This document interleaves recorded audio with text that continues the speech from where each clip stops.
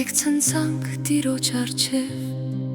աղաղակենք մեր Փրկիչ Աստծուն,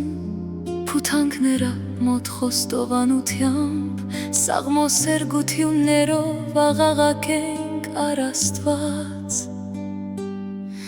Մեծ է Աստված Տեր, մեծ Թագավոր ողջ աշխարհում,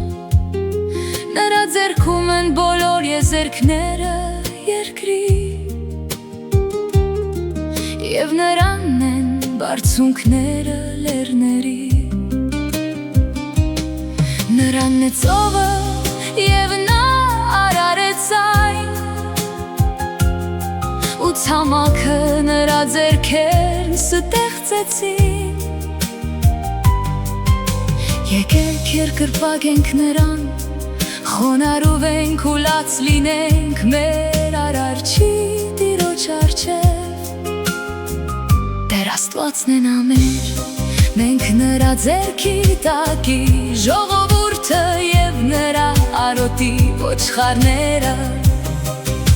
Այսօր երբ լսեք ձայնը նրա, մի խստացրեք սրտերը ձեր դառնությամբ,